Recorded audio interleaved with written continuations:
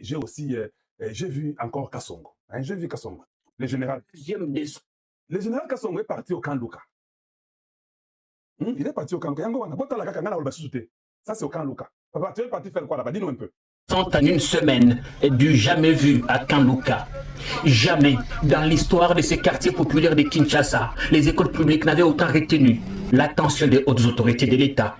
Cette fois encore, c'est le service national qui frappe fort. 3 écoles catholiques viennent de bénéficier d'une dotation présidentielle livrée à main propre au nom du chef de l'État par le lieutenant général Jean-Pierre Kassongo Kawik, patron de ce service stratégique. Nous voici encore une fois au Kanluka, cette fois-ci pour remettre 520 pupitres, respectivement au lycée technique Tolindissa, aux écoles primaires 1 et école primaire 7 Kibangi, sur ordre du commandant suprême des forces armées de la République démocratique du Congo, de la police nationale congolaise et du service national. Cette opération entre dans le cadre de sa politique selon laquelle il ne doit plus y avoir une seule école publique sans banc en République démocratique du Congo.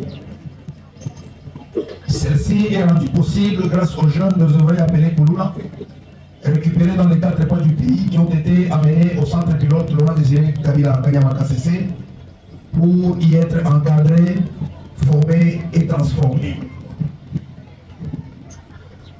Après la transformation de ces ex-délinquants en bâtisseurs de la nation, ces jeunes qui ont appris plusieurs métiers sont aujourd'hui au service de la nation, particulièrement au service de l'amélioration des conditions d'études de leurs anciennes cibles, qui sont les élèves et étudiants congolais.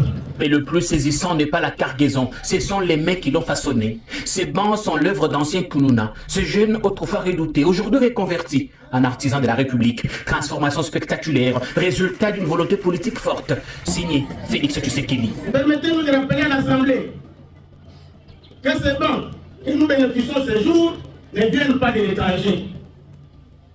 Ces bancs ont été fabriqués ici même, en République démocratique du Congo, par les jeunes baptisés du service national, des jeunes autrefois appelés Koulouna, aujourd'hui transformés en artisans, menuisiers, citoyens utiles.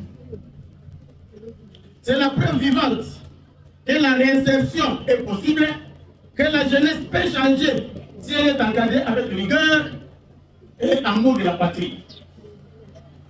Mon général, à travers vous, nous saluons aussi le travail silencieux, mais puissant de ces jeunes transformés qui participent désormais à la reconstruction du pays. De Kinshasa au Grand Katanga en passant par le Grand Kasaï, les cargaisons des bancs pleuvent sur des écoles et universités publiques, redonnant vie à des salles de classe autrefois désertées.